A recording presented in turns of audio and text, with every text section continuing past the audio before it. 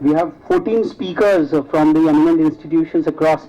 So we have to budget our timing accordingly. I would request Dr. Manik Mukherjee to please give a time frame for 14 speakers. Maybe the other campuses who have come over here, they can learn that what all the premier institutions are up to and what kind of projects and research they are having, and the kind of dialogue which was happening when Professor Pandita was talking ki DRDO has to come to us and academia has to come. So a kind of a balanced matrix, it's going to be an open house kind of a thing. So first and foremost, I would like to request Professor Ambesh Dikshit, Assistant Professor and the Coordinator of Research and Development at Indian Institute of Technology, Jodhpur, to make his presentation. And sir. Paul, we have heard only one side. This is the other side we are going to listen to, and that is of most interesting to us. In the panel here, we have very important DRDO, my colleagues and friends here, Dr. Akhtar, who controls extramodular research from the headquarters, and Dr. DPI, all of you know, he's a public interface. Dr. Kharak, he is a specialist in armament areas. Myself, I'm Director of Futuristic Technology Management. My domain basically goes into all the services future requirements, connecting it to our future research, aligning the roadmap and all the stuff on that, and the research board activities. And Dr. Arvind Bharati, he is the material expert. He is also in our DRDO headquarters. We have approximately, I think, 10 minutes each we will allocate, because I think we'll have a lot of issues and comments from the audience over here to discuss at the end, and that will be very important. And we have a very big responsibility, because your viewpoints we have to collect together and project it up. Dr. Satish Kumar told me he is going to join within an hour's time. I hope before we conclude he should be here with us. So that is why I would like to cater some time for discussions, so that he should be here during that time. Who is our first speaker?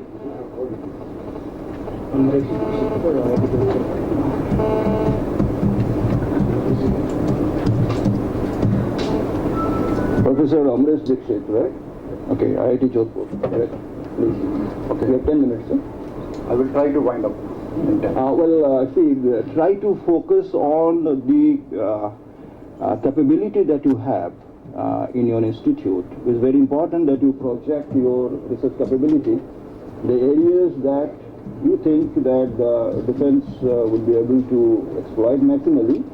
Also give an exposure to kind of innovation environment that you have, or the kind of entrepreneurship that you promote. That will give us certain kind of a benchmark indication that the institutes are the right place for our interaction in the future. Please, go ahead. So, good afternoon, and thanks to diverse persons and the invitees who asked for such forum and to share my views, and especially my views are not there, but our diverse personnel has requested to be focused on the institute efforts, what institute is doing, at institute my colleagues are doing. I will try to focus on that. So I belong to IIT Jodhpur. This is the west part of the country and very hot place. So I'm coming from the hot place to a moderate where temperature is like 27 and their temperature is like 37. So you can see the energy difference. We are more energetic than this place, because KT is the thermal energy that we are holding it with me. Okay.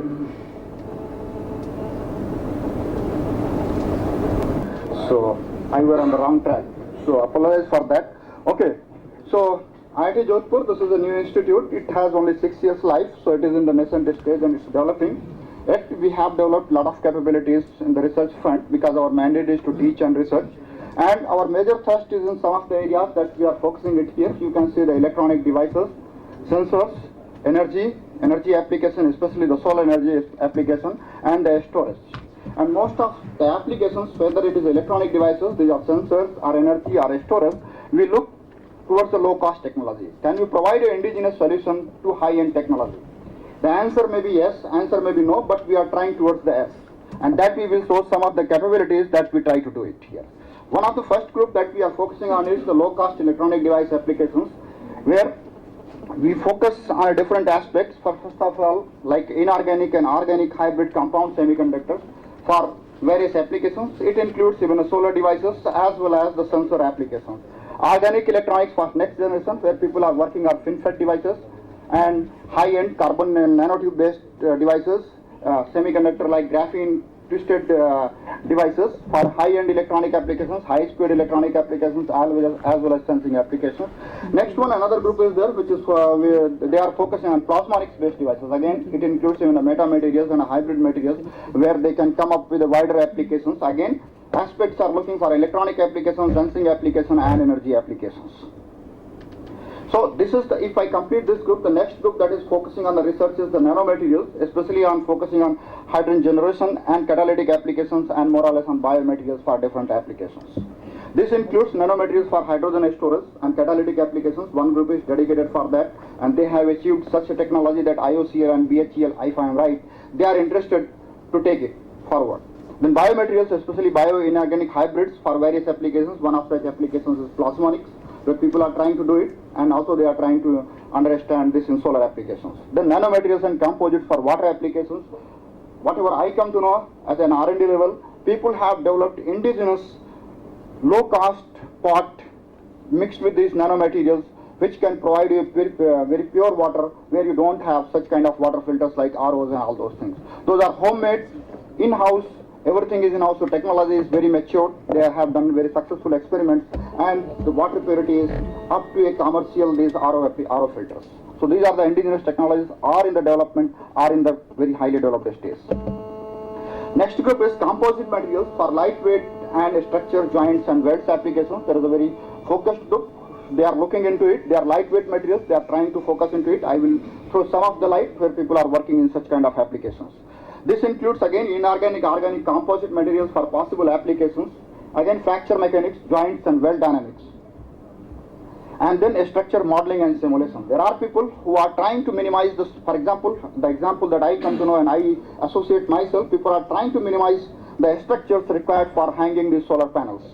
Second, they are working on this structure modeling and simulation to understand and reduce the weight of these solar thermal devices.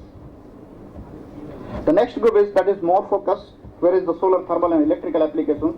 It includes both generation, transmission, as well as storage. And this includes a lot of basic research to the applied research, where it includes again the organic solar photovoltaic materials, thermal tandem PV materials. For example, a multi-junction solar cells people are trying, and they are trying, since we don't have at present the capability to fabricate these tandem junction solar cells, so we are trying to collaborate with SSPL, Solid State Physics Laboratory, which have a capability of growing these multi-junction solar cells. Then we are trying to collaborate with Siri Pilani. They have a capability of growing these multi-junction solar cells. Then inorganic, organic hybrid PV materials, especially looking into copper, zinc, tin, selenite and sulfide based systems, where only a monolayer can work up to very high efficiency. Still work is going on. Then electrical energy storage materials and devices. It includes not the lead acid batteries, where many people have tried to look back into it, but we are looking into lithium ion batteries, especially at a device level as well as a module level, to see the module efficiency and how to cool the modules and all those difficulties that we are trying to address. Then the thermal energy storage materials and devices. This is again, which is where we have a joint test with the DRDO sister laboratory, that is in Jodhpur, that is Defense Laboratory Jodhpur. There we work with them, try to develop certain materials, and we have our own interest to try to develop these materials for high storage, high temperature applications, because we are working on solar thermal applications, where directly we want to use the solar thermal energy and convert it into certain applications. So if I want to use on off hours where sun is not present, I need to store that energy. For that we need such high temperature storage materials, solar thermal materials, where we are trying to look on the metal alloys which can sustain up to 600 to 700 degrees C. And then when sun is not available to us, we can harness this energy on the demand. So that is our aim too. Then we are also looking on the functional materials. These are the materials which probably you may see that everyone calls nanomaterial as a functional material, but here my means of saying functional material is a material that has more than one functional properties. For example, it is a magnetic, at the same time it is ferroelectric. Such kind of materials, very rare materials are available, these kind of materials, and especially to harness their potentials, at room temperature or above room temperature, we need to develop such materials which have these properties even at room temperature or above room temperature. So we are looking into it to see the high-end sensors and actuators, high-end memory storage devices. For example, till now we are using only magnetic-based devices where we can assume 2 terabytes. If these materials are successful, we can assume we can store 4 terabytes in the same space, one from magnetic response and one from ferroelectric response. Those kind of aspects we are also looking. Another aspect that we are addressing is the RAM, radar absorbing materials. We are looking again, working with the sister laboratory of DRDO, Defense Laboratory, Jodhpur. We are in the process of developing, we are in the stage of very good materials where we have properties of this RAM, microwave absorbing properties or a wide range of window that can absorb from 8 gigahertz to 18 gigahertz in one material and with a very low reflecting powers. Then biomaterials for possible applications. These are the potentials that where we use, and then with one more aspect that we call as the materials by design. What does it mean? Rather than doing real experiments, you do the theoretical experiments on this computer, we do the experiments before coming into the real scenario. We simulate, we do the experiments on materials. Okay, well, this material may not be good for you. Probably let me do the theoretical experiments on my home computer or my lab computer, and then come up with a strategy. Okay, well, no, don't try this 10 experiments, try this one experiment first, and the outcomes would be like this. So we work on this aspect as well, looking into Abbey's initial density functional theories, molecular dynamics studies, and macroscopic simulations as well, to address more or less all the aspects of the materials where we need a material of certain desired properties. For example, if you come up with this, say, I need a material which has this electronic conductivity, but at the same time this material should be very high in reflectivity. Well, I will work with this on my computer and will come up with a solution after, not in an immediate solution because these calculations also takes a long time, but after a sufficient short time with respect to the experiments, I can tell you, okay, well, try this, hopefully this is going to work for me. Then this is the spectrum of materials which probably is we are trying to cover. That is the defense applications, which the word I learned here, directed basic research. The one aspect, few aspects that we are directly looking into it, the RAM, radar absorbing materials, which are looking into it. We have success in that. Then we are also looking into developing this phase change materials for thermal management applications at the same time. Then we have civil applications, specific applications where focused areas, for example, where I can share it. In solar thermal applications, we are working with Aditya Birla. So there we want to harness this solar energy directly to furnace rather than converting into, storing into as a thermal storage and then convert it to electricity. Rather than wasting in that process, we can directly use this energy as a process energy. So directly we are minimizing the losses in between. So this is a very focused application with the company people and other possible applications that we are looking into it. The one more aspect, this is the whole picture that is repeating again, and this is the slide that I added when I was hearing the discussion from previous colleagues and DAS people, that people have achieved also protective coatings and for different applications. One example that I came to know is the self-healing coatings. For example, whereas this specific application lies, these turbines are there, they are in off conditions, very erotic conditions, they are in the seashores and all those things, their corrosion happens and all those things. So these people, the colleagues, they have developed these self-healing coatings. They come up with the micro-encapsulation based systems and then they make these blades, coat with them. Wherever the cracks are there, these microcapsules burst and then they start self-healing process. So you don't need to bring them back your whole system down and then you can work on it. Then multifunctional RAM materials, we are looking batteries, especially lithium-ion batteries and supercapacitors. Then compound semiconductors and lead-free piezoelectric ferrites for sensing applications. So again, most of the well-known material for this sensing application is lead, zirconium titanate oxide, which we are trying to avoid because lead is a cancerous material. So we want to avoid that and we are looking at an alternate as a lead-free piezoelectric materials, which has similar or better properties. Pardon? Okay, so thank you. Well, I'm open to questions. So these are the overall activities, probably which one slide which I skipped is there. There is a big group on information, communication and technology where people are focusing on developing softwares for communication, for defense applications as well as for other civilian applications. There is a big group on information, communication and technology. They are looking into these aspects as well. The question and answer we will take at the end. Okay, fine. After all the presentations over. Sure. Thank you. Thank you. Who will be the next? Thank you, sir. Next, Professor Arun Kumar, Head of the Department Applied Research in Electronics from Indian Institute of Technology, Delhi. With the Center for Applied Research in Electronics, or CARE for short, at IIT Delhi. So this is a center slightly different from departments in the sense that we do master's and PhD level supervision. We don't do undergraduate teaching. But it is unique in the sense that we are focused on defense research. Our center was formed in 1971, just around the time of the Bangladesh war, when it was realized that we lack in radar. So it was initially the School for Radar Studies, and after a few years it became the CARE. So currently we are focused on three broad areas of research: microwaves, microelectronics, and signal processing. In particular, in signal processing we work in underwater acoustics and air acoustics.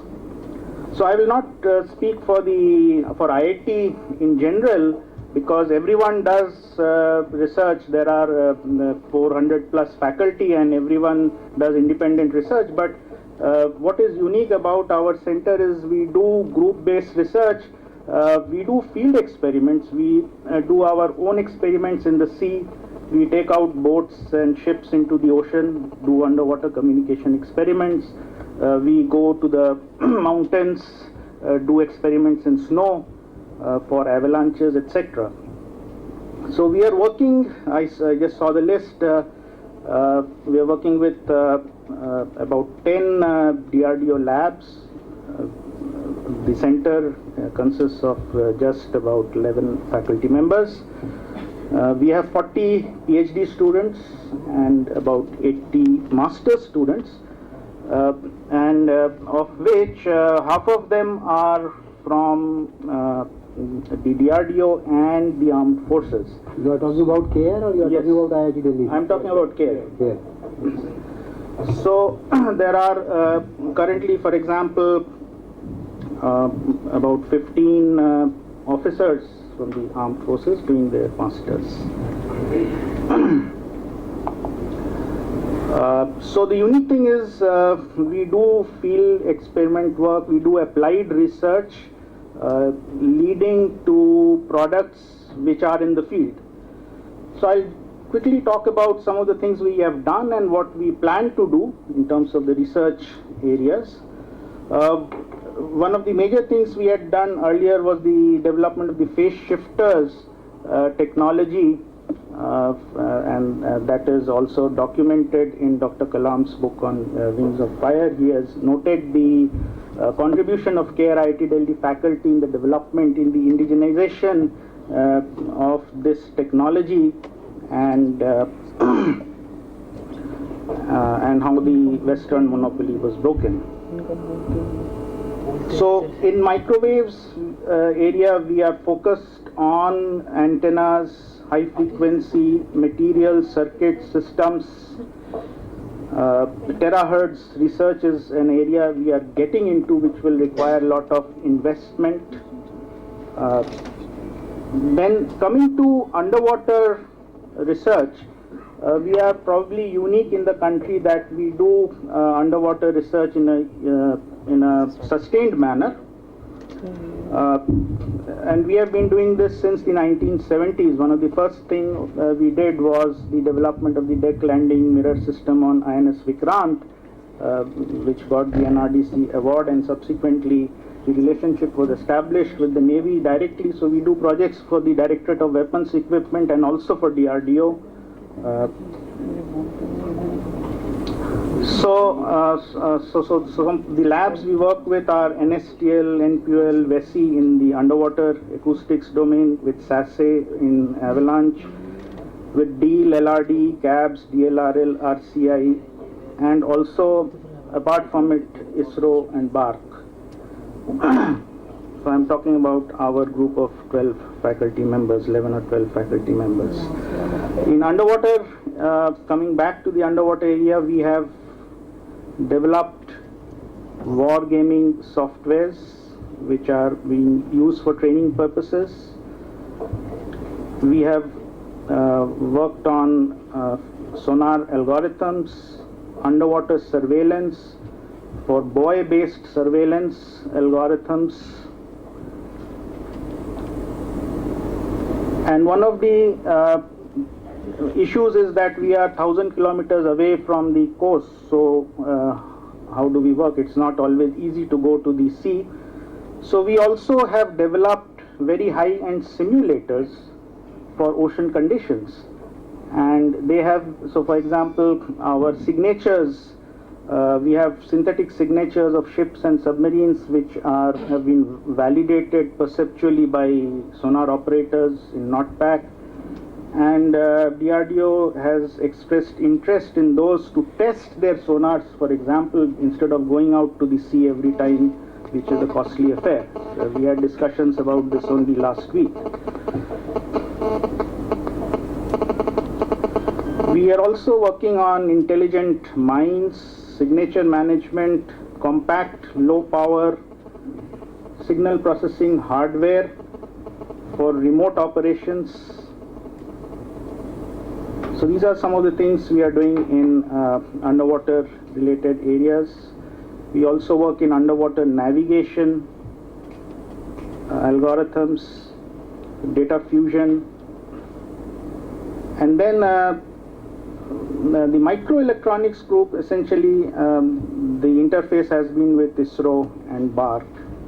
So that's the sort of background. We would like to work in terahertz and high frequencies in the microwave area, in algorithms for surveillance, particularly underwater surveillance, buoy-based surveillance, also new wargaming softwares where interests have been expressed. We are also into non-destructive characterization, infrared and also thermal-based non-destructive characterization. So these are some of the areas we would like to work on. So our experience has been very good with the working with the DRDO as well as directly with the armed forces. It is unique because the naval officers in particular, we have about 12 to 13 naval officers and 3 to 4 officers from the Army and the Air Force at any time. They do their projects on which originate from the users. So they get trained on them, they can become good inspectors. We also have about 20 seats from the DRDO, 10 every year from the DRDO, but that is not filled. Generally 5 to 6 is the number of scientists who come to do their masters with us in these areas. But the navals and the armed forces seats are always filled. This time we have 12 officers who have joined.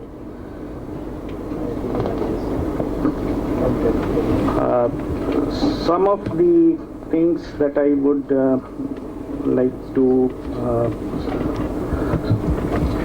so the gains are that the faculty works on real problems, and it is of course an exhilarating experience for us to work in the field and convert our research into products which are in the field.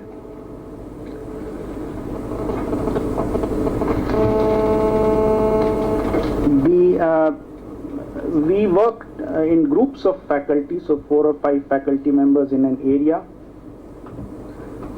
The nature of work is multidisciplinary. Wherever we bring in faculty with the required expertise from other departments, like in controls from electrical engineering, and who join us. So our research is multidisciplinary in nature.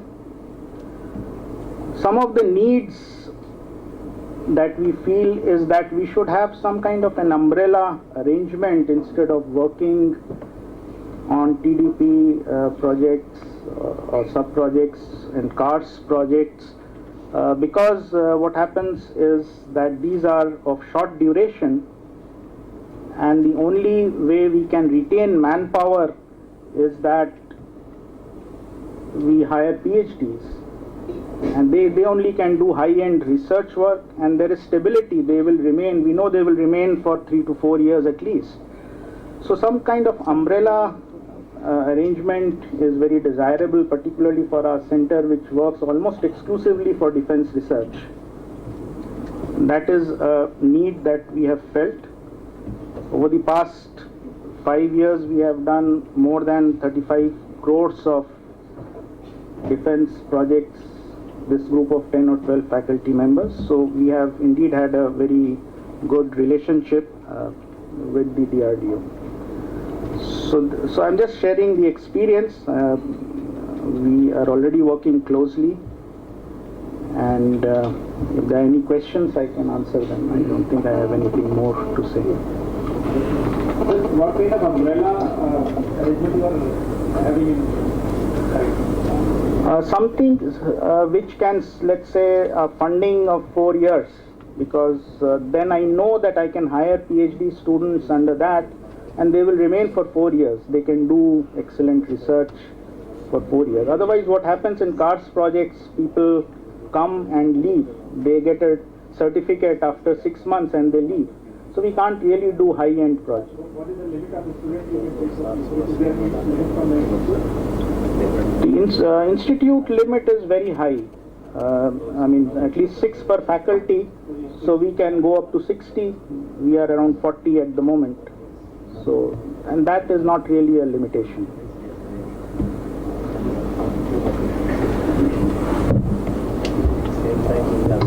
Thank you. I think IIT Delhi has a very long history of collaboration with the DRDO, particularly CARE. Number of very important technology emerged from this center.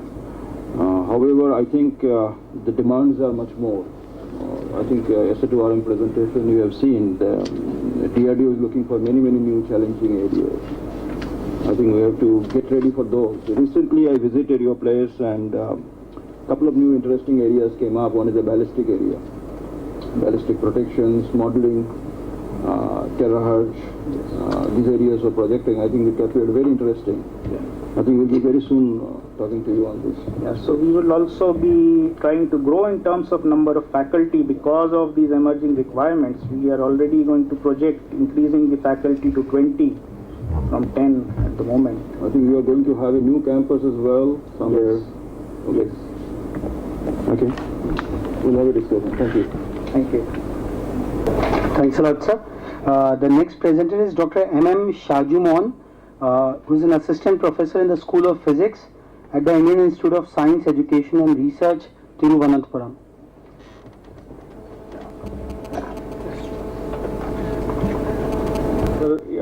Organizers for this wonderful opportunity. It has been wonderful, from morning, interacting with various people, especially at the DRDO scientists and others.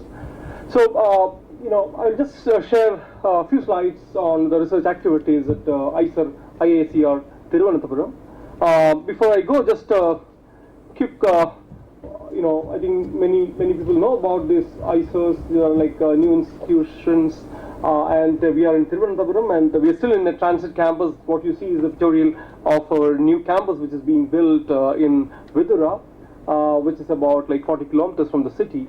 And this particular institute was established in the year 2008, and we are about to move to a new campus in a year or so from now.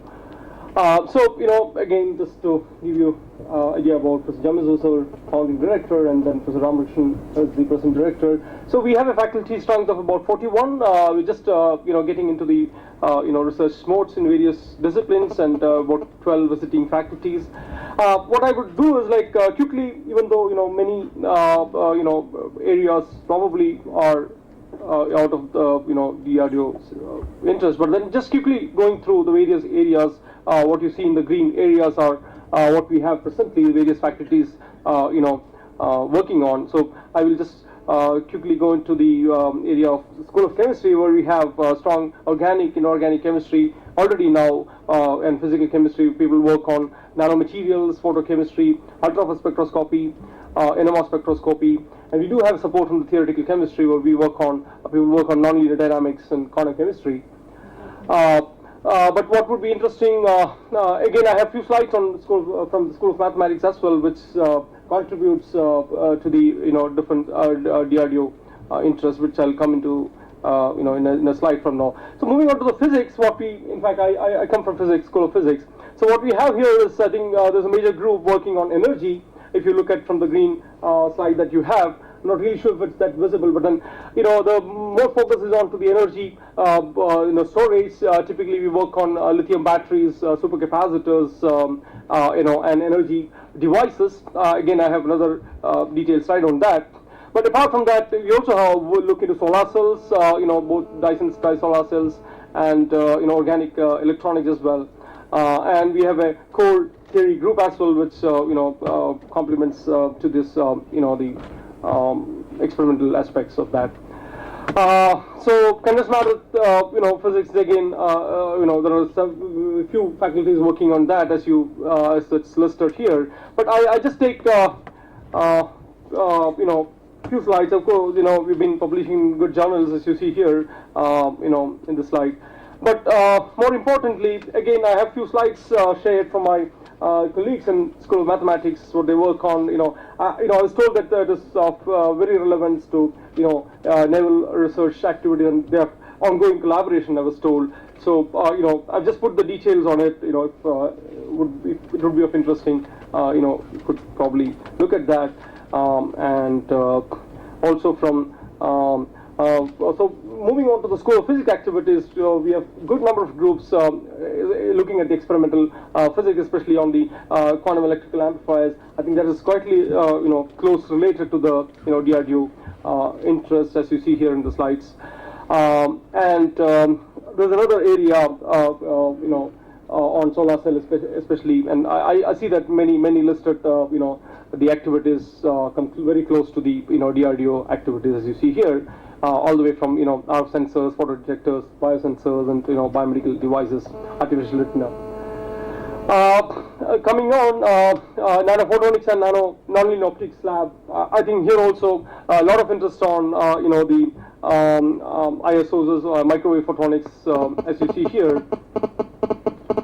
Another interesting area that we work on mainly, I look into this energy materials lab, nanoscience and energy materials lab, where we actually work on different materials, advanced materials, I would rather call it.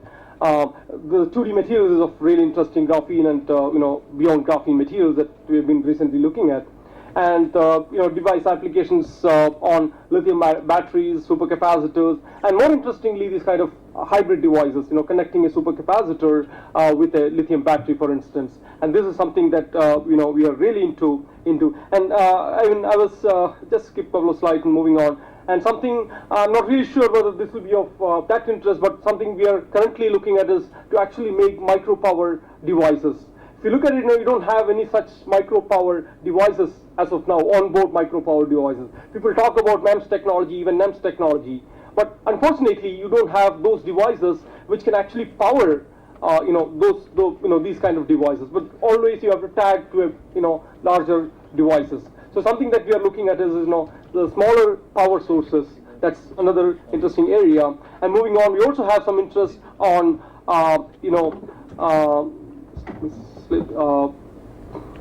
on high temperature battery and supercapacitor. I think this goes very well with what has been discussed in the morning, and somebody was asking this question. So this is something we are currently looking at it, actually developing some power sources which can work in the harsh conditions.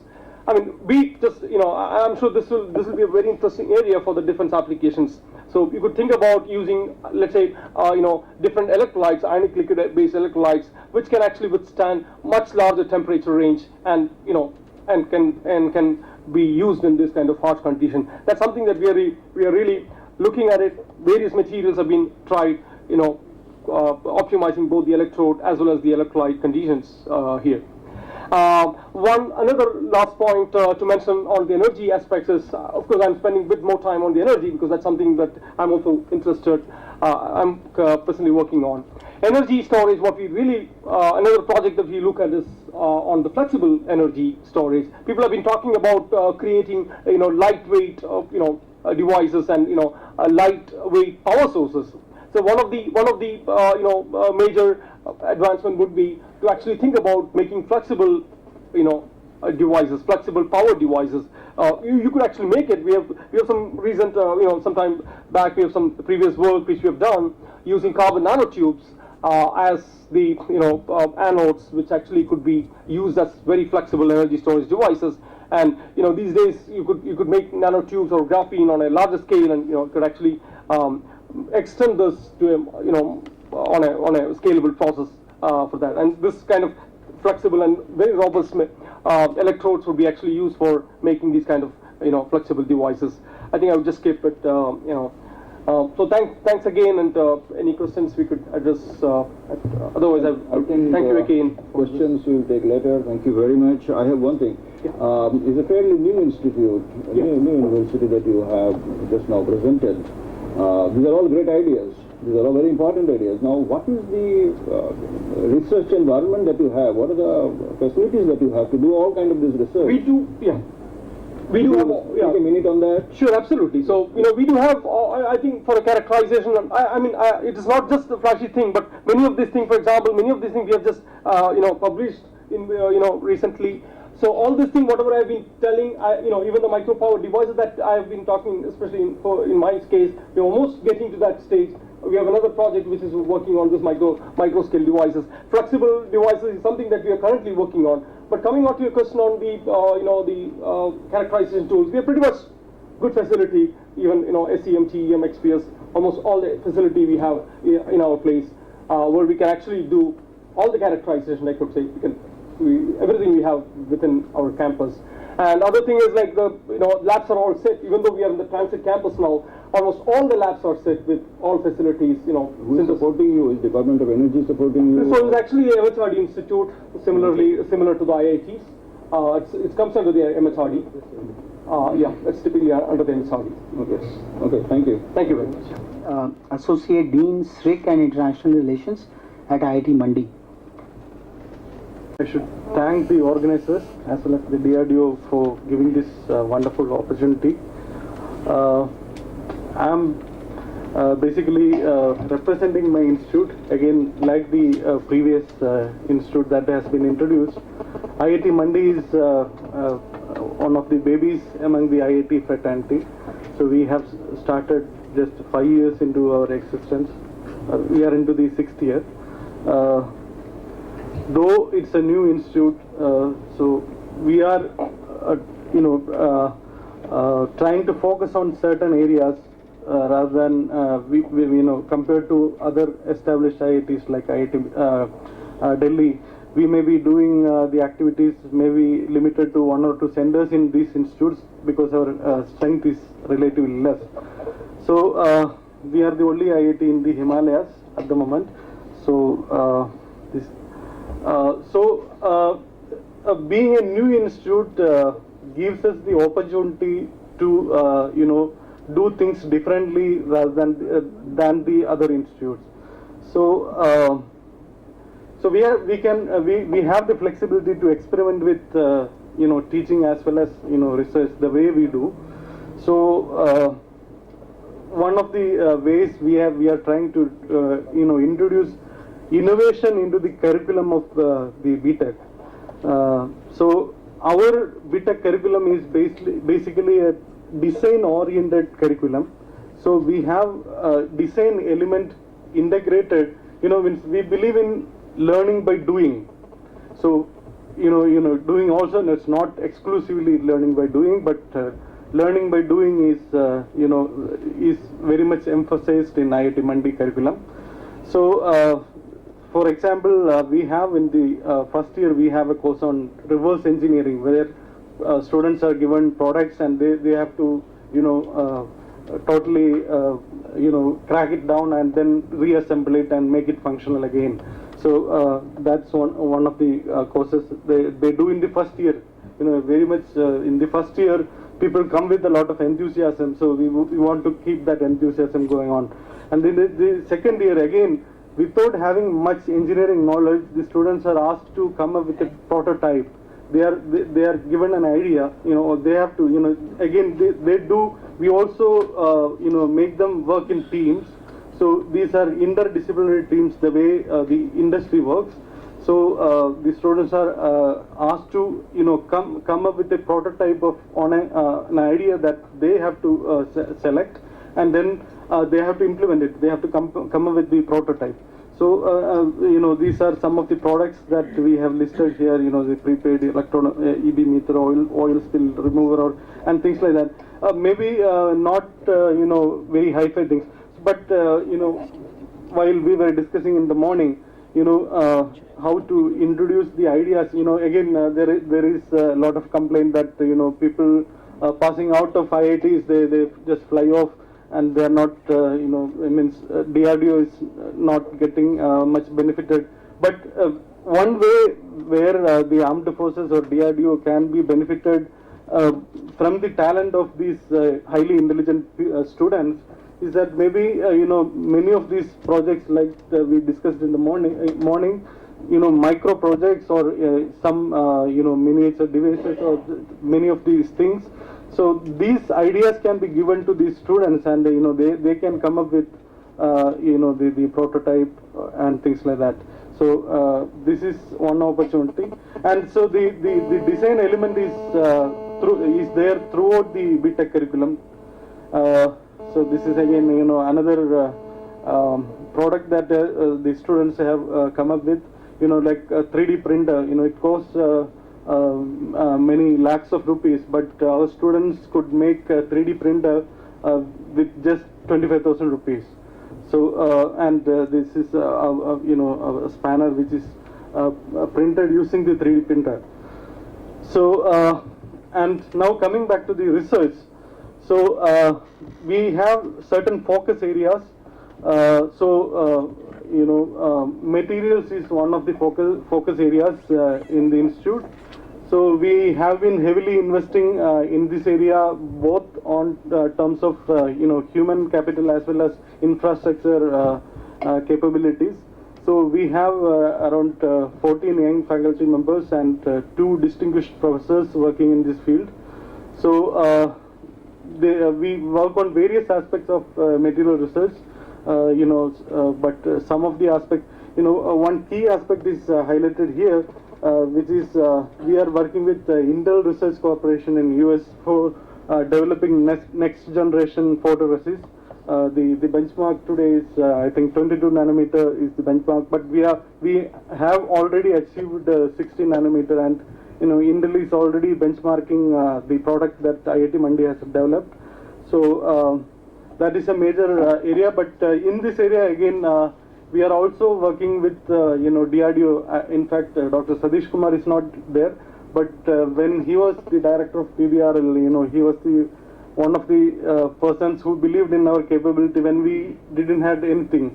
So he came, I think in 2010 he visited us, and he sanctioned certain projects so that are being implemented now. So we work on very niche area for the DRDO that I think none of the civilian institutes in India work. We work on high energetic materials. We work on developing novel energetic molecules as well as processing of energetic molecules. So we at IIT Mandi, we are working on developing nano RDX, nano HMX, things like that to develop processes. So that is funded by Armament Research Board. And again, in terms of infrastructure, we almost have, you name any advanced characterization instrument, we almost have everything or is being planned.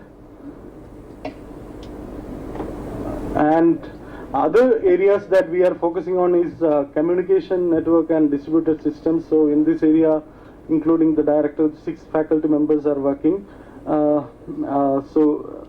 Another area is speech, image and signal processing. So again, that is one area. Condensed matter physics is one of the areas that we are focusing on. And energy and power systems, electronics. Again, in this area also we have a project from Naval Research Board that just has been sanctioned. So this is also an area that that's a focus area for IIT Mandi.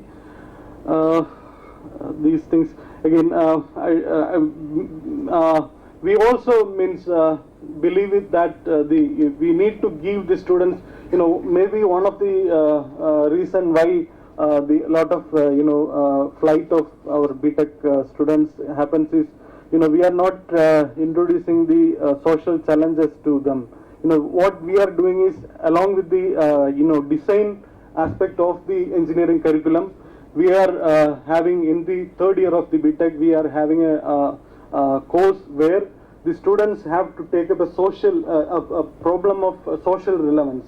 So they have to go to the villages, or they have to study the issues of the vicinity areas, and then they have to come up with engineering solutions. So again, this has two aspects, because again, India as a country has unique problems. So that we cannot expect that other developed countries will develop solutions for this. So, we are sensitizing our students about these problems. So, at the moment we have BTech programs on computer science and engineering, electrical engineering and mechanical engineering. Civil engineering is planned for next year, and MS and PhD programs are there in almost in all these areas.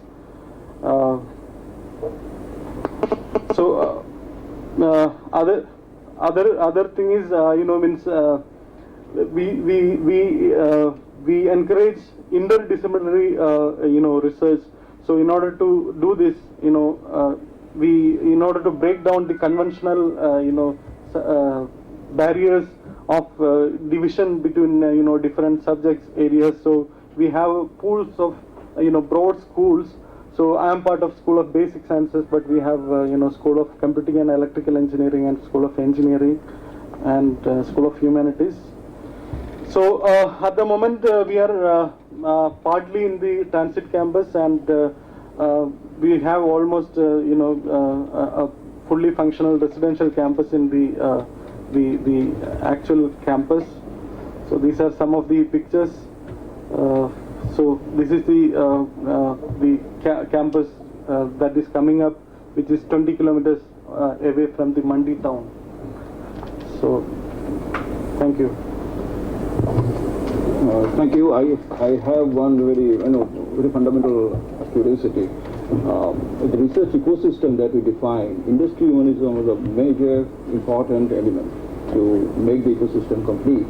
At Mandi, how do you perceive this, that your technology will be flowed by the industry, or your knowledge will be absorbed? Who is the industry? Who will... I skipped actually this slide. We have a plan to establish a research park. That is one thing, where we can have locally the research park. But other than that, if you have the capability, what we believe is, industry will come to you. That's what happened with, say, the Intel project. So, in charge of chemical engineering and associate dean sponsored research and industry consultancy from IIT Roorkee. Honorable audience and honorable panel expert, I would like to highlight a few of the projects done in the IIT Roorkee, though there are many more, but done during the last 168 years of history of IIT Roorkee and University of Roorkee. First one is from the Civil Engineering Department.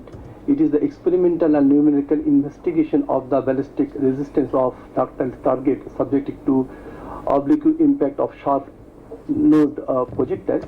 It is the impact of the bullet onto the target, and this is actually a armor piercing incidence API projectile, and this is the perforation and failure mechanism of 20 mm thick Armox 500T steel plate by 12.7 API projectiles. First one is the targeting the target. Second one is the hitting, then just the penetration, and just after the blast. And also in these slides, angle of projection was investigated. This is the perforation and failure mechanism of A87075 aluminium plate by 12.7 API projectile, again targeting the object penetrations and the blast after the penetration at the point of penetrations. This is the perforation process of 20 mm thick target. Then it is the deformed 8 mm thick plate hit by 7.62 API projectile at varying angle of obliquity. Both experiment and the theoretical simulation was done and compared. Obviously with the target angle from say 0 to 15 degree.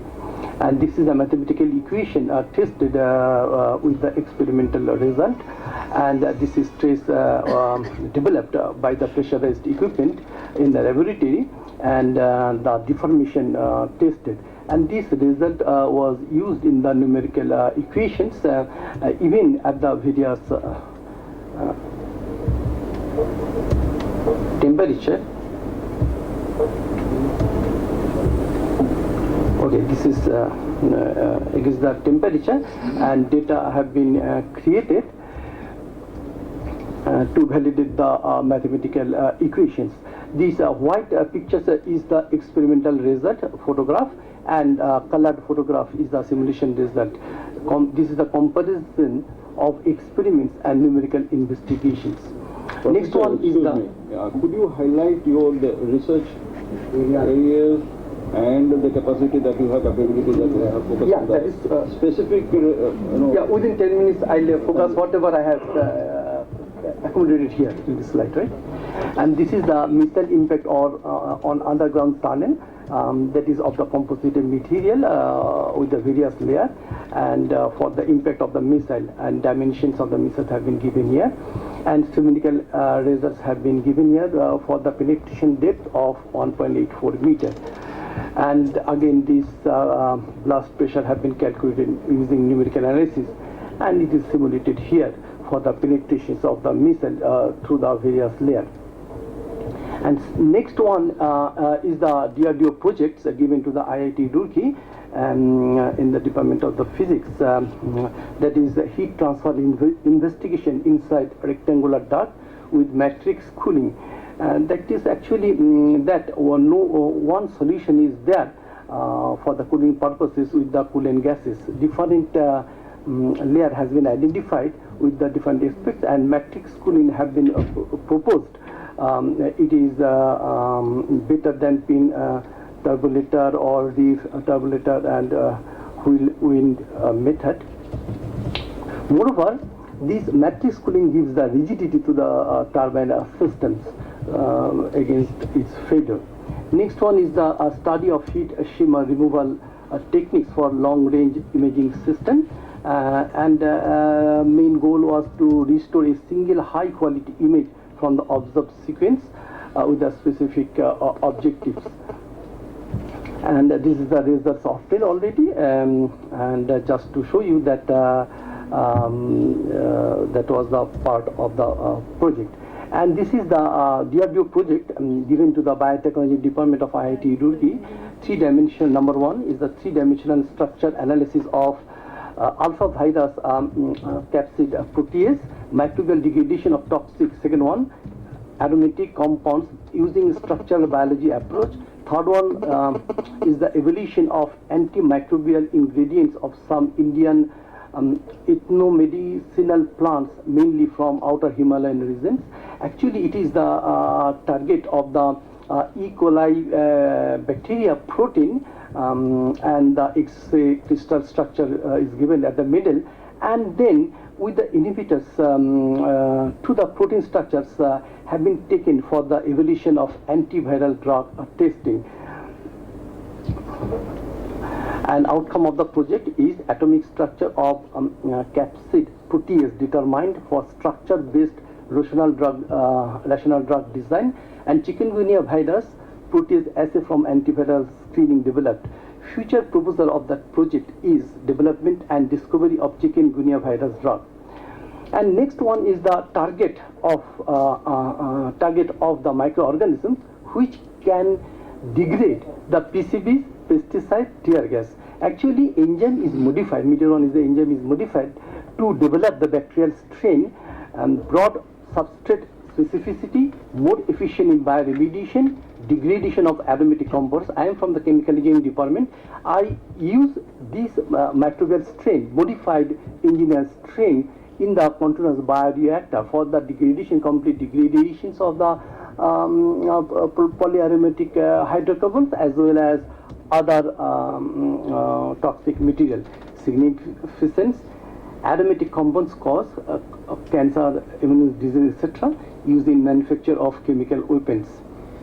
Publications are also there. Next one is there are number of plants in the Himalayan regions that which has or have the capabilities against the various microbes. Plant-based therapeutic drugs, antimicrobial compounds, DRDO project, antimicrobial and antiviral compounds from medicinal plants in Himalayan region, plant defense protein and molecules, protease inhibitors. Medicinal plants extracts gives these compound, and these compounds are isolated, and then there is the evolution of antimicrobial activity.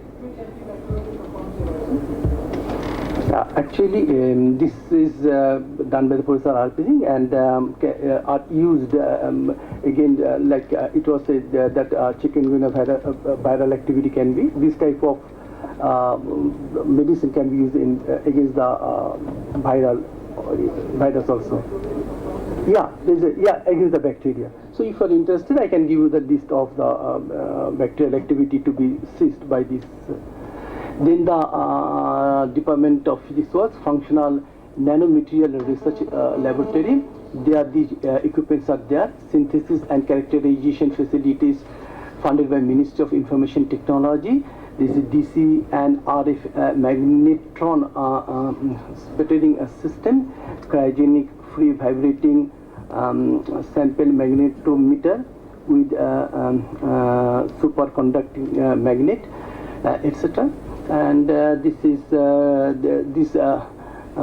some of the important activities of the groups are covered here in the slides. That is nanostructured smart thin film and multi-layer using magnetron sputtering, high temperature wear resistant super hard nano composite coating with high hardness, sharp memory thin film heterostructure for next generation army monitoring system, AIN based piezoelectric thin films for energy harvesting applications, multi-ferroic thin film for resistive switching, lead-free ferroelectric electric thin films, then surface modification of nanocoatings using grain size refining and ion beam radiation, high temperature superconducting thin films on devices. And then we have the center facilities in the institute instrumentation center like GCMS, XRD, etc. All can be used.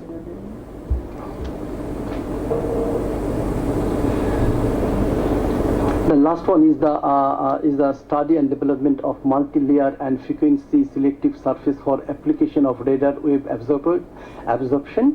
That is actually composite nanomaterial development to give the coating onto the aircraft to escape the radar eyes. Objective: to develop, prepare and characterize radar absorbing material for CX and KU frequency band with absorption of 15 dB or more, to develop a technique for optimization of the thickness of various layers in multi-layer coating for broadband with a total thickness of about 2 mm, to develop a methodology for optimization of various surface structure for FSS that can be used for a broad band of frequency spectrum, experimental verification, and the outcome is given in the last slide. This is the last slide. Multi-layer absorbers with frequency selective surface technique has been underdeveloped for better radar wave absorption. Till now, radar wave absorption of approx 20 dB for frequency range 8 to 12 GHz has been achieved, and work is going on to enhance these properties. The developed technique will be quite useful in defense as well as for EMI shielding. And if you need any other information, I can mail it. Right? Thank you. Thank you very much. I'd like to invite Professor P.K. Jain, Director Research and Development at IIT BHP. So this is yours.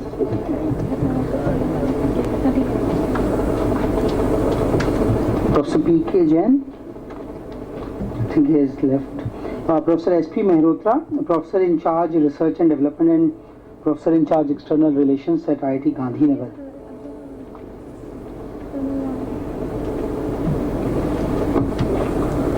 To all of you.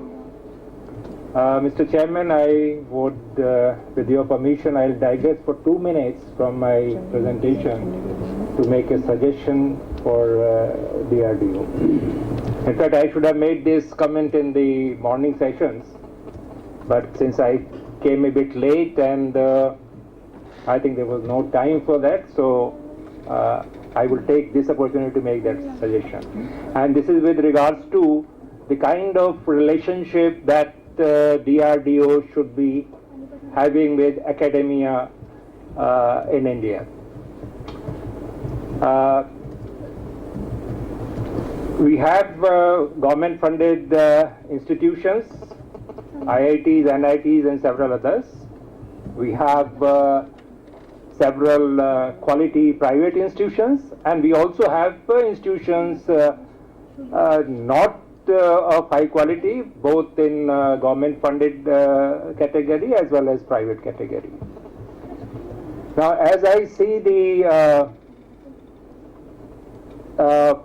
concerns or needs of DORD, I can identify 3 modes through which DRDO can interact with the academia. One is directly linked with the HRD concerns. DRDO, like any other organization, would be concerned about the quality of manpower that it is getting now, or it'll get in future. So that's a major concern. And the manpower has to come from these institutions, good or bad. And therefore, it is definitely in the interest of the DRDO, like many other government agencies, that yes, the general level of academia should go up so that the output of these institutions is of certain quality. It is often said that 75% of our engineers coming out from the institutions are not employable. Okay? This number has to come down very substantially. So that is one concern. Then coming to immediate needs of defense, which DRDO in certain ways supposed to be concerned about. There are futuristic needs and there are present needs. Futuristic needs would need projects and problems, basically to establish proof of concepts. And then there are immediate problems or issues, technology not being available from other sources, or you want to develop your own technologies, and therefore you have to have interaction with the academia for technology developments. So I see 3 modes: product development or technology development, futuristic programs needing proof of concept, and HRD related issues. HRD related issues have to be tackled through projects, small projects to medium projects, which may not be of immediate use to DRDO, but they would help the institution in developing the infrastructure, motivating the faculty to create a culture of research in the institutions, and in the process try to motivate the students or make them aware about the R&D requirements, R&D needs, etc., etc. The proof of concept projects can often or normally come from people with of certain competence. Not that everyone can do it, but yes, in our institutions, definitely in NITs and IITs, we have people who have tremendous competence and with their own efforts or with group activities, may be able to establish the proof of concept. And these can be the projects which are identified by the DRDO on its own, or sometimes from the suggestion from the academia, and these can be funded to the individuals or institutions which may be of reasonable quantum. The third category of projects, product development, is much more difficult. They do not come from individual efforts in most of the cases. They do not come often from single institutions. They come from networking. They come from the effort of consortiums. And these projects have to be in the mission mode. It is known, we have seen that there are several examples in Indian scenario that wherever the projects have been taken up in the mission mode, whether it's atomic energy, ISRO, or even in perhaps some of the mission mode projects of defense, the solutions have come. Indian scientists or Indian technologists have not disappointed, they have delivered. LCA is one example. It might have taken longer, but then yes, it delivered, and it delivered something which all of us can be proud of. How did it come?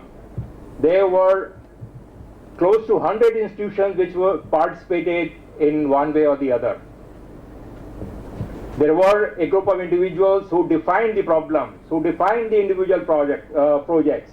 They were then distributed, and then there was a group which synthesized the outcomes of all these projects and resulted in the final product. So there may be many products of or requirements of defense. Professor, the general issues like this. I'm just coming to an end. Okay? Look at my gray hairs. I've spent 40 years as professor at IIT Kanpur, director at NML, and I interacted with DRDO, DMRL very extensively. I know what are the issues involved.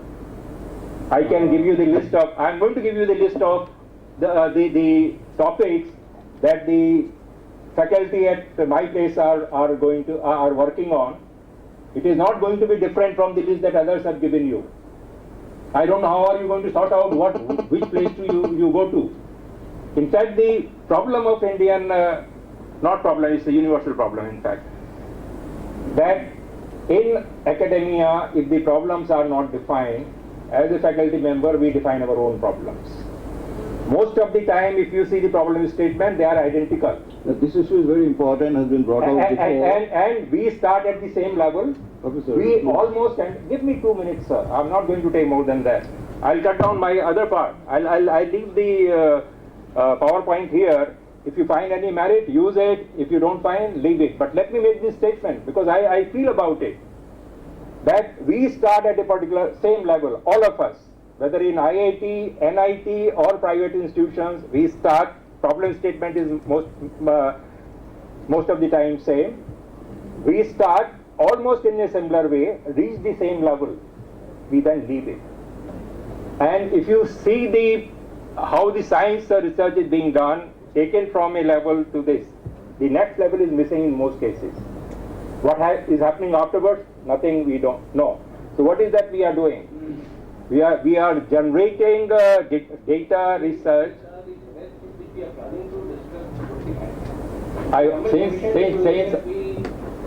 Since I would be leaving to catch my flight, therefore I am making this observation. If time is limited, as I said, I leave my PowerPoint here because I am going to say the same thing which others have said. Okay? Okay. Since you all have this information with you, so let me come to the.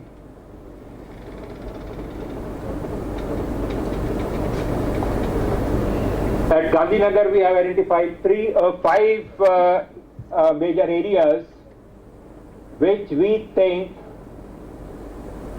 would be of some interest to DRDO. Okay?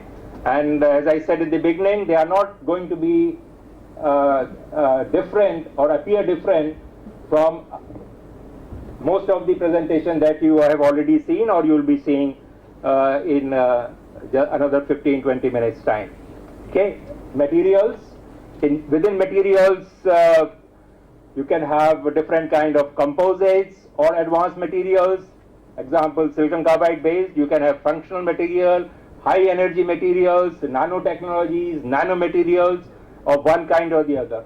The another sector where we have a lot of activities going on and we think we have a lot of potential, fuel cells, solar and wind energy, hydropower, and I think one major emphasis that one would find in IIT Gandhinagar is on integrated power systems. We have strong groups on sensors, optical type rangefinders, seismic sensors, sensor for disaster management, and gas sensors, particularly for sensing the hazardous and toxic gases. One unique emphasis that you would find, I'm saying unique because not many institutions in India are working on this area in the manner that IIT Gandhinagar is trying to work, is the safety. System safety, structural safety, and safety to natural disaster. I'll come to it in a minute, why I'm calling it unique. I'll just talk about it. Then we have several other areas in which activities are going on related to aerodynamics. We have strong groups working on advanced CFDs. We have a strong modeling group, mathematical modeling, computations, data mining, and playing with large data systems, 3D vision, etc., etc. Why IIT Gandhinagar? One thing that I can say is we are proud of our the kind of faculty that IIT Gandhinagar has been able to recruit. We right now have, as we call, career faculty members. These are the faculty members who would be, hopefully would be having their entire career at IIT Gandhinagar. These are the faculty members who have come from institutions like MIT, Harvard, Berkeley, Stanford, Cambridge, and Max Planck kind of institutions. Even the older IITs, even my own IIT Kanpur, they often feel envious of IIT Gandhinagar because of this. And there are faculty members who decline offers from IIT Kanpur and Bombay to come to IIT Gandhinagar. And these faculty members are hungry for challenging problems.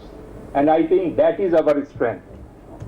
The problem statements may not appear to be different, but it is that hunger of our faculty which hopefully would make things different. I've already mentioned about it, 5 areas where we have strength, or we think that we can do something different. Already mentioned these. In materials, I don't have to say we work in metals and alloys. In fact, I am myself a metallurgist. Composites, non-materials, non-metallic materials, biomaterials, and different, within each of these different categories you will find.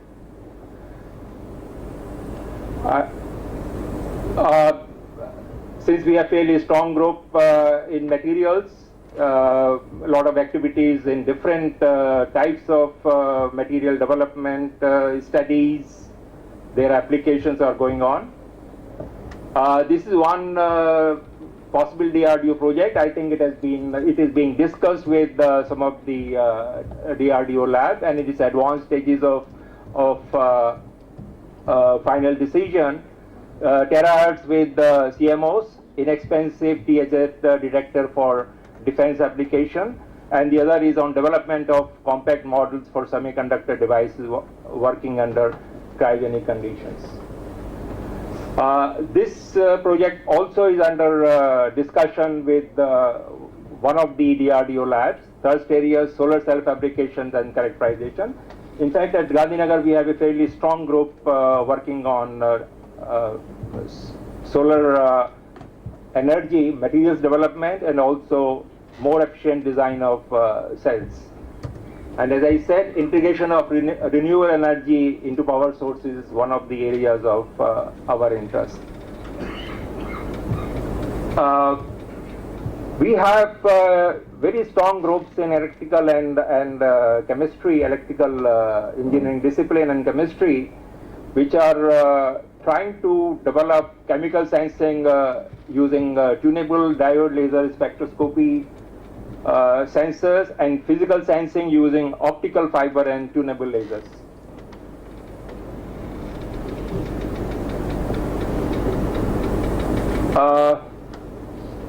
There was some discussion about C4Is, command, control, computers and intelligence, and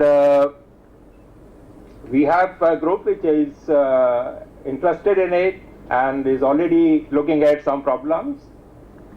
May not be directly relevant to it, but at least the expertise and the present information may be fine-tuned towards DRDO applications. VLSI design is one of the areas of interest in asynchronous circuit design, IP integration in multi-core systems, and neuroformic architecture. These are the three areas in which we already have some expertise, and a group of faculty members already working on it. As I said, safety is one of the areas of interest. 1 minute. This is actually a center, safety center. The only, at least in academic institution, there is none of this kind. And this center has been funded by an international organization, Underwriter Laboratory of Chicago, which is supposed to be the international authority in fire safety. And to begin, it was established with their initial support, but now it has drawn support from many other organizations. And the scope of safety has gone beyond fire safety. We are looking at system safeties as a whole, urban safety, plus many other things. Some of these perhaps may be of use to DRDO. Fire safety structure is one part of it in collaboration with our civil engineering group. Some of the ongoing activities with respect to safety are listed in this: system engineering, process safety, performance monitoring, sensors, structure, earthquake engineering, cognitive engineering, etc., etc. Other areas of interest, as I mentioned, we have very strong group on modeling and computational activities, flexible flapping, wing aerodynamics. I think this is one project which is going on. If I remember right, it is with in collaboration with ADA.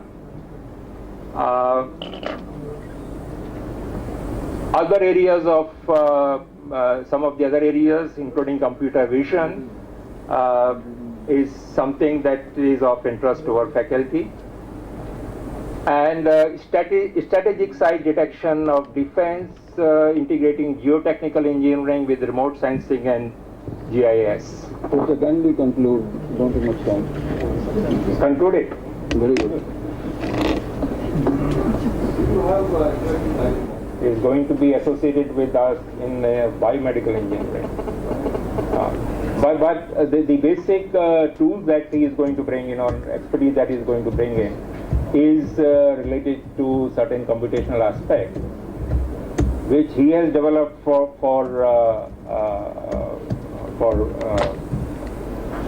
aeroplanes. But some of the information or some of the tools that he has developed may be used for heart functioning. So that's how it's coming.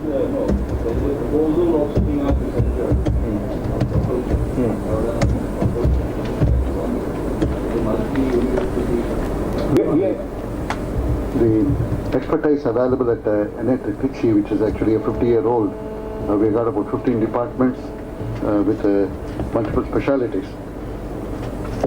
I just would like to outline how we are going about dealing with the DRDO. Basically, I am also from DRDO and then been working with other industries and services.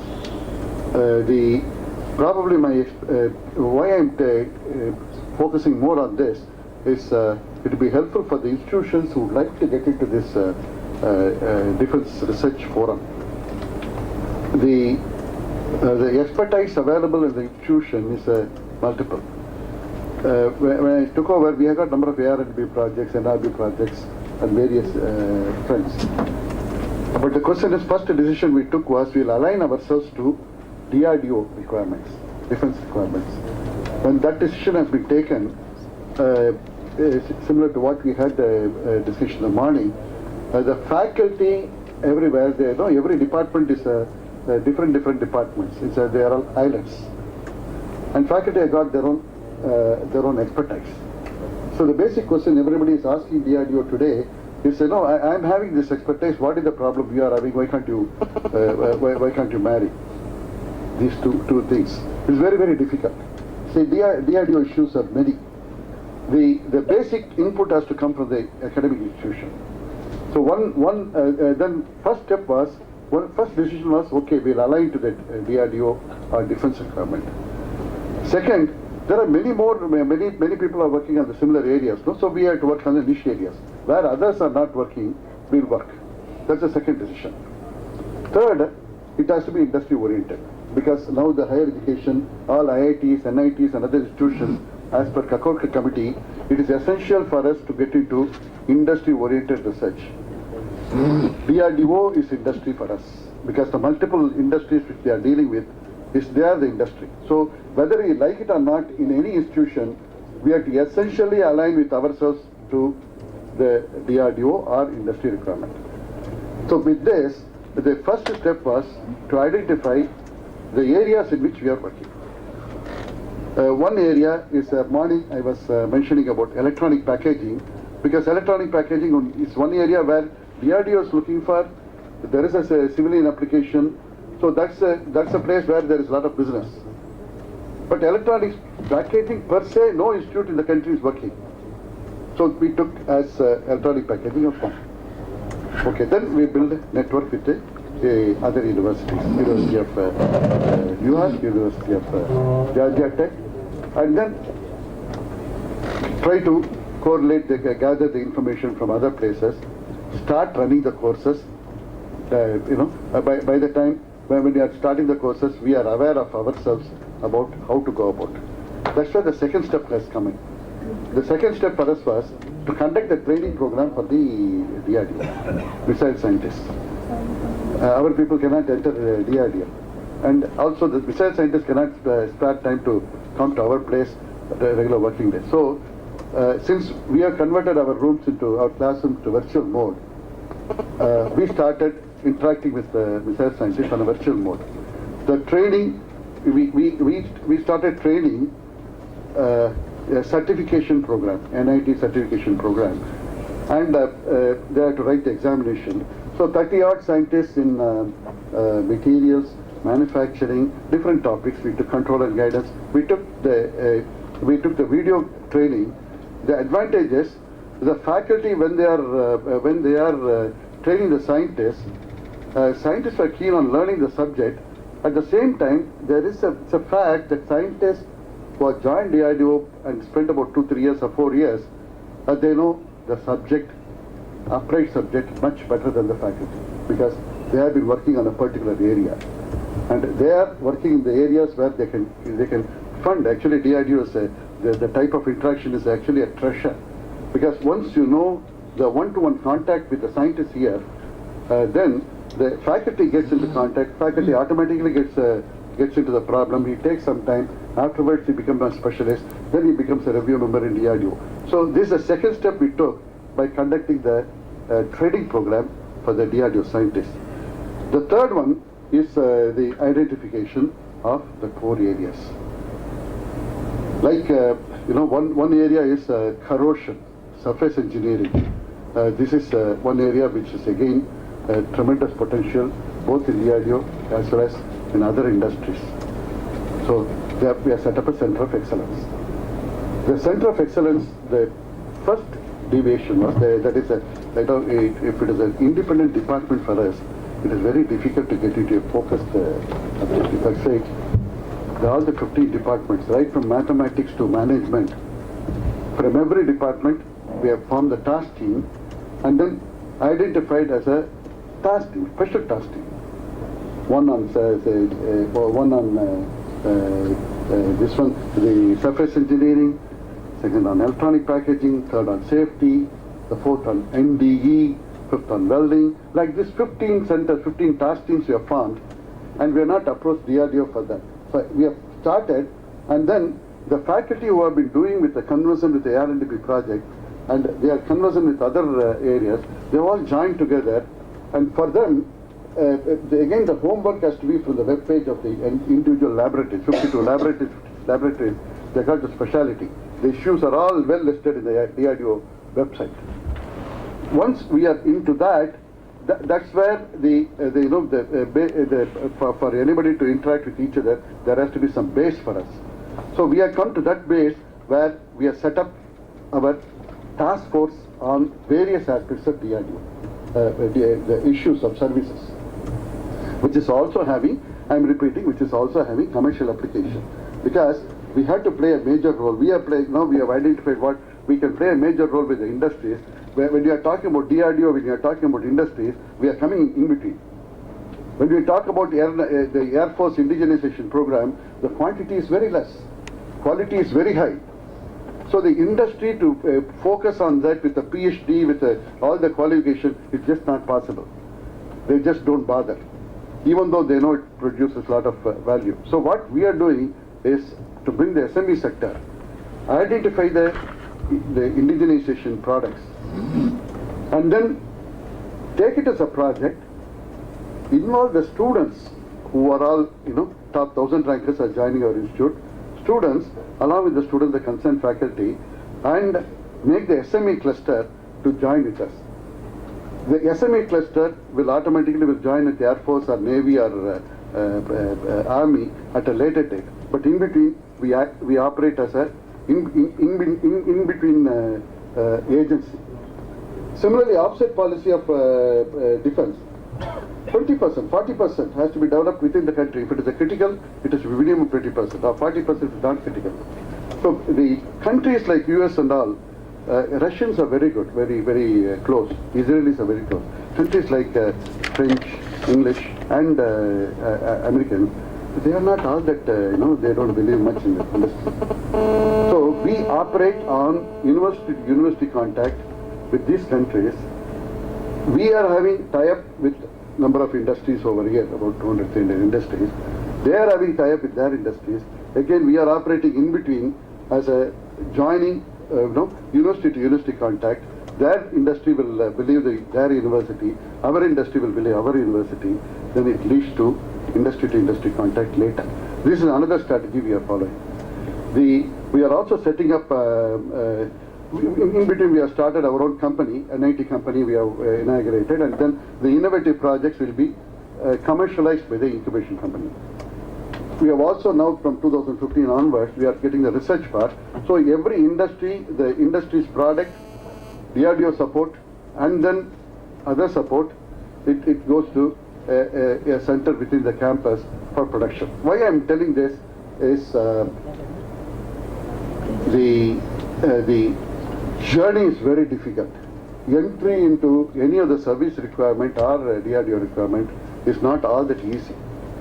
It is not somebody sitting here to give the projects to all the universities as per capability or capacity the university is having.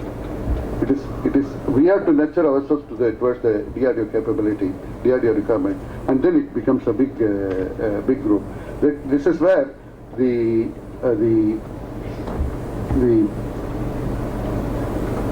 information, communication, indigenization, everything you have to have a win-win partnership. We are also opened up, reduced our PhD requirement, because independently we can have our own Senate. We have passed win-win situation, so where DRDO scientists can get a MS degree or a PhD degree without that one semester requirement. Means a one semester requirement, we have eased it up to 8 weeks requirement spread over 3 years. See, that's where, unless both are attracted, the project will not succeed.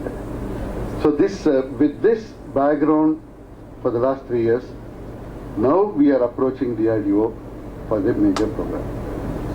That's where we are also, in fact, the 2-3 areas where we can work. One area is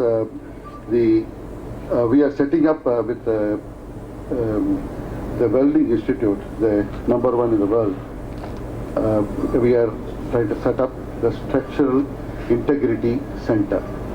The Structural Integrity Center will do the complete, it will have the both national and international projects on welding, NDE, failure analysis, fracture toughness, computer simulation, everything all put together.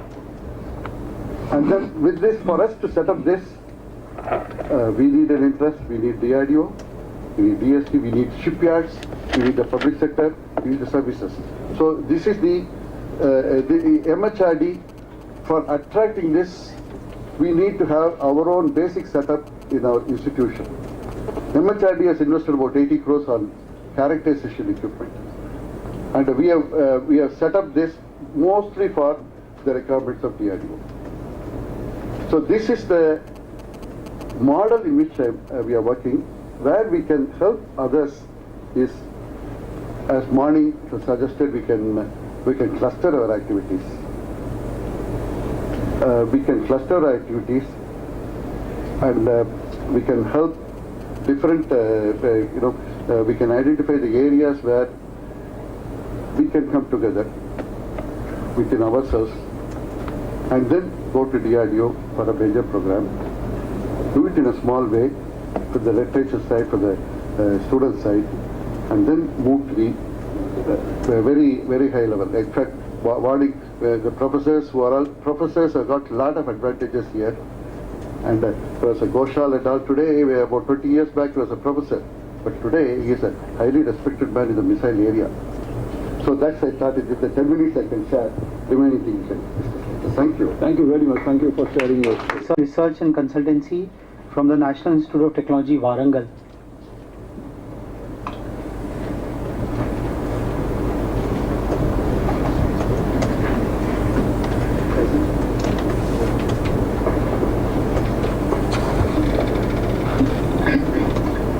Very good afternoon to all of you. It is widely recognized that research plays a vital role in socio-economic development. Only research can equip the world to face any challenge. In this context, National Institute of Technology Warangal is promoting research culture and strives to provide necessary infrastructure and ecosystem to care of national and international academic, industry and research needs. First, let me brief about our institution. This indicates the strength of our institution. National Institute of Technology, formerly Regional Engineering College, Warangal, is the first among RECs that was set up in 1959 as a joint venture of the Government of India and Andhra Pradesh State Government. The foundation stone was laid by Pandit Jawaharlal Nehru. It became NIT in the year 2002 under the exclusive governance of the MHRD.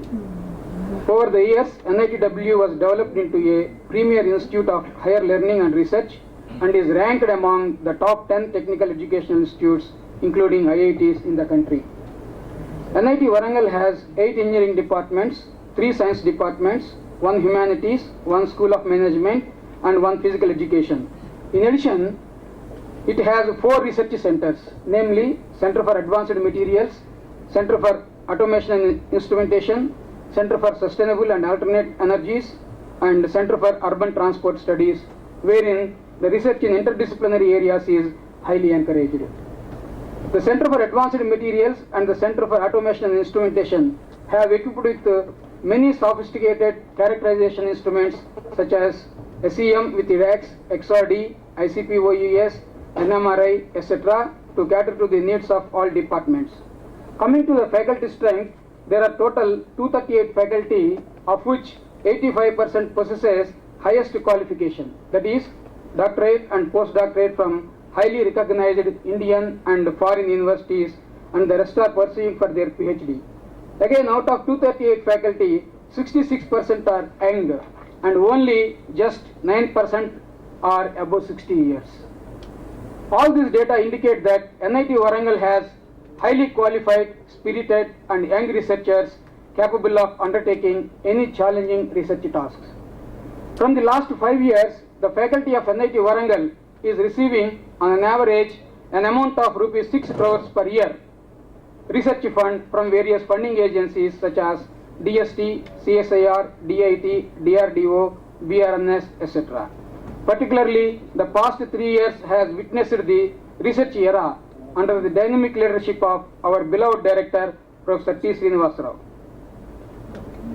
NIT Warangal has signed MOUs with 27 organizations and universities, which include CPRI Bangalore, IICT Hyderabad, ECIL Hyderabad, ARCI Hyderabad, NFTDC Hyderabad, RCI Hyderabad, DMRL Hyderabad, and foreign universities such as Tampere University of Technology, Finland, Texas A&M Agri-Life Research University, US, etc. One of the perspectives of the institute is to ensure that at least one research project each is taken up by all the 238 faculty members of the institute.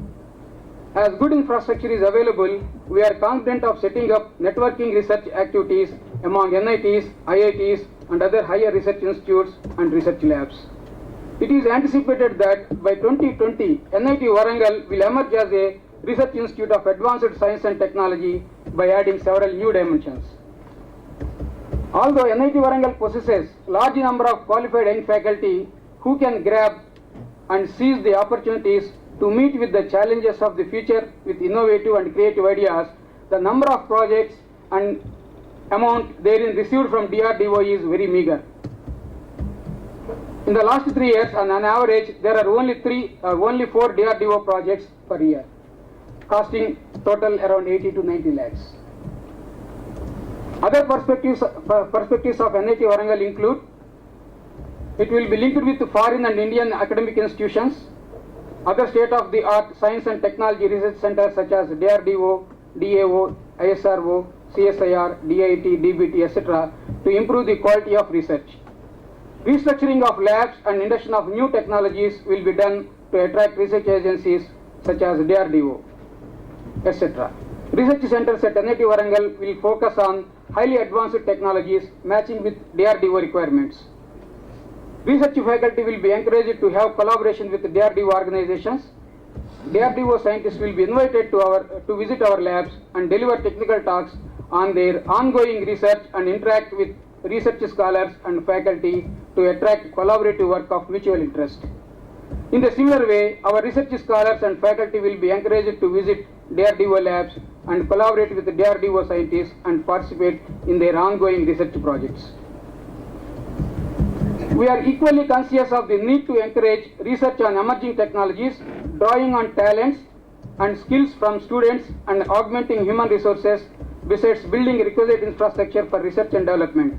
With this strength on our side, there are now prospects for international collaborations for design and development of future DRDO systems. We have ambitious plans to improve DRDO participation in research activities of NIT Warangal. One such is setting up of MOU with DRDO labs, wherein a bilateral agreement will be made to share knowledge and infrastructure. Recently, we had one such MOU with DMRL Hyderabad. In order to encourage defense-related research, the emoluments or perks for JRF and SRF working in DRDO projects may be enhanced so that bright research scholars can be attracted to undertake research.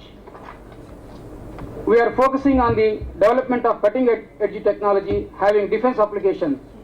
Steps have been initiated through regular interaction between DRDO scientists and NIT Warangal faculty.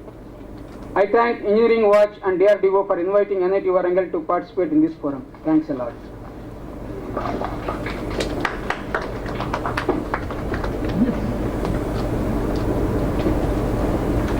Dr. A.M. Shandelia, Professor Electrical Engineering and Coordinator TEQ IP Part 2 from Maulana Azad Institute of Technology, Bhopal.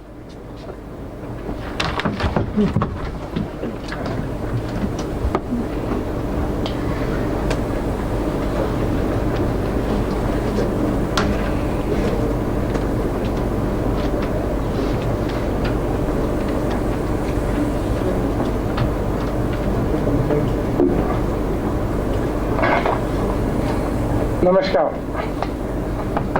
respected members on dais, and august gathering in the audience. I am Dr. Shandilya from NIT Bhopal.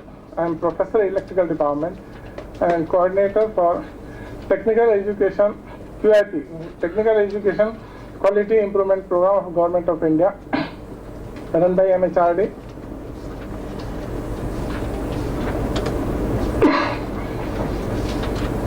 Now, at the outset, let me admit that we don't have any interaction with DRDO for research work or any other work.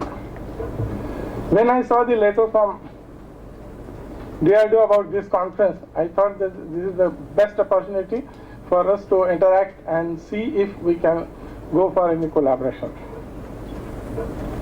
As my colleague from Warangal said, we are also one of the first 8 RECs which were formed by the Government of India, and a premier institution in the Central India.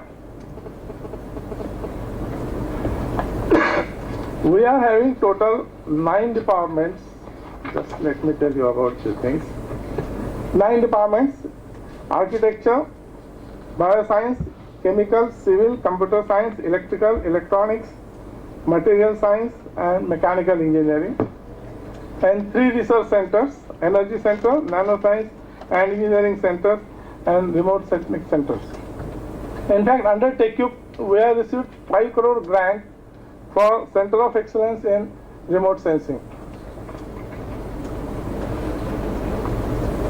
We are conducting 9 graduate courses with the total intake of 937, and total 29 PG programs are being conducted. This is our strength practically. I tell you, 29 research MTech programs with an intake of average 20 candidates per program. I will not go through the list.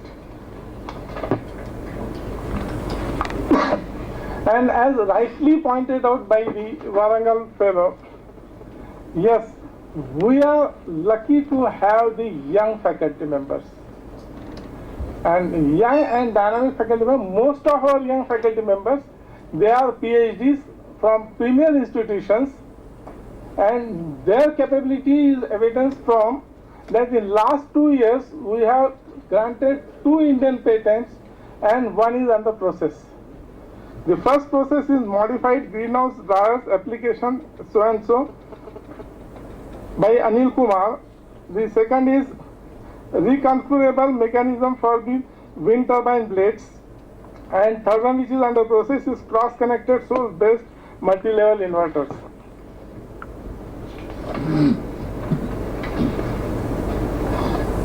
Now almost all departments, they are concentrating on research. There are 2 reasons for that. One, that because of the Government of India, that AICT requirements for promotion, it is essential for every faculty members to produce the PhDs. Another, if you want a promotion, you must have PhD. You have to do that. These 2 things, and another thing that under TechU program, around 12 crore rupees have been given to us for enhancing the quality of research in PG and PhD programs. So with the help of this money, we are able to modernize all our labs, because all departments are participating and all labs are updated, and around, you can say, around 50 candidates every year we are selecting for PhD, part-time and full-time. Out of this, around 4 candidates per department are given full-time scholarship also. So, and that's why this is the strength. Actually, अगर 5 साल पूछे 10 साल पहले की बात करेंगे तो ये सिचुएशन नहीं थी. This was not the situation. Because this young faculty is there, and it is compulsion for them, and all PhD candidates must publish their paper in SCI journals. That is another condition. So these have all added together. The quality of research work is increased. I was telling in the morning that This Anil Kumar, who has already patented one thing, he has got a breakthrough. He has created a conducting polymer, electrical conductivity, the polymer, and with the help of that, he is trying to create, he has done a lot of work on that, the membrane for fuel cell. Fuel cell is the next generation storage device for electrical energy. And if we want to go for the renewable sources, non-conventional sources, then fuel cell is a must for that. With the help of that, he told to me that the cost of fuel cell will be reduced to 1 by 10, whereas efficiency will increase multifold.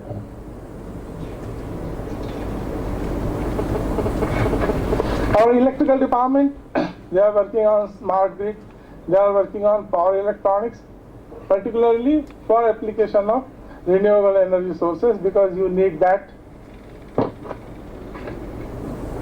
multi-level inverter. This I was telling about this chemical engineering, development of fuel cell technology, which includes making a conducting polymer membrane which would be substantiate for Nafion membrane that improve the efficiency up to 90% on cost effective. He said that cost will be 1 by 10. And another thing the chemical department is working on, development of heterogeneous for the production of synthetic diesel from non-edible oil, which would have heterogeneous catalyst which will be loaded on MCM 41 support to make the diesel from non-edible oils, which is helpful for developing the infrastructure. And Center of Excellence in Remote Sensing, we have got 5 crore rupees.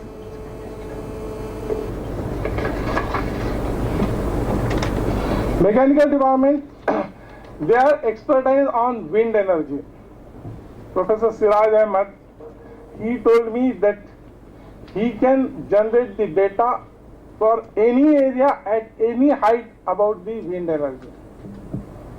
He has international consultancy project 2008-10, development of wind energy project of 500 megawatt, Messrs. Vipo Energy Sources near Denver, Colorado, USA. Wind monitoring station, feasibility report, wind resource assessment, development of business plan, turbine section and wind farm level was the scope of the project for that. Then sponsored research project he had, dust emission and dispersion modeling for open cast uranium mine under Board of Research in Nuclear Sciences, BRNS, DARC, Department of Atomic Energy, Government of India. This was 35 lakhs project. Department of Computer Science, Information Security Education and Awareness of the project. This is the Ministry of Communication and Information Technology. Development of Web Security Lab, and they are doing the PG program also for that. 4 PhDs and be produced in this. Professor, kindly conclude. Yes, just 1 minute. Okay. Now, I would like to suggest 1 or 2 things here. That this type of program, if DRDO or some organization can organize in Bhopal, we will offer the hospitality for that. Absolutely no problem. And 100 plus engineering institutions are there. So main important is the lack of awareness. I said that my institution is the premium institution and people are working. It is not the question that they are not working. Only thing is that lack of awareness, we don't know. Many people are saying that. What way we have to interact with you so that we can contribute in the development of the country. So if, before coming here, I had a discussion with my director. He said that yes, you can invite them. You can plan 1 day, 2 day program. You can put an exhibition also. Means you can display the things, the problems you are facing, or you want that people should give the suggestion. If that can be done, I will be very happy. Another suggestion is that we are admitting, that is 29 multiplied by 20, this much of PG students in our PG program, and 100 students are doing PhD. PG program students, they are working full semester, 6 months for their dissertation. If there can be a mechanism that For example, I did my MTech dissertation at MSc, Maharashtra State Electricity Board at Mumbai when I was studying in Nagpur, NIT Nagpur. So if you can allow, so these students, you need not pay them salary because Government of India is giving this stipend to them. And if one student is working for 6 months for you or a problem, probably you can get the solution. Only thing is that because there has to be a commitment from your end also, you provide them hospitality. He will be working for you. And there can be a continuity. For example, you are working on one problem, let one student work for 6 months for his dissertation, next batch student can join and he can continue the work. This way without any financial burden on the organization. Main important is the without financial burden on the organization, we can do a good research work. And one more important thing is that the young generation, this is an unbiased brain, they can create the innovations. The people like 30 years, 40 years experience, they are biased, totally biased. You cannot expect any innovations from them. If you want innovation, it has to come from a virgin brain. Similarly for PhD, you can allow 1 year. I think we hear others also. Yes. The time is No, very it's short. okay. It's okay. And another thing, you just tell me what way we can have a Absolutely, sure. research center in my institution. I will be very happy to start with. We will have a Thank you. dialogue. We noted your suggestion. Okay, thank you. Thank you. Inviting the institute.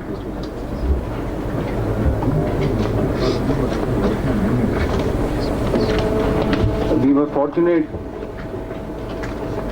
that we have one dynamic leadership at our institute, that is our director, and since he was one of the panel chairs in DRDO, so at NIT Kurukshetra we are already aware of the research boards and the activities that the DRDO is carrying out.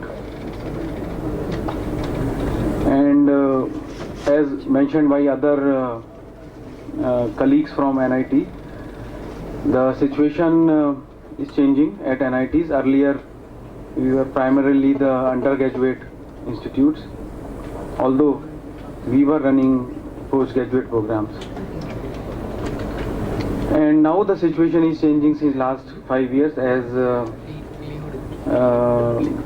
one of the speakers said, because of the Kakotkar committee and others. At NIT Kurukshetra we have 5 engineering departments, 3 science departments, 1 humanities, and 2 other departments, business management and computer applications. We encourage our faculty research extensively, and at present the faculty have got projects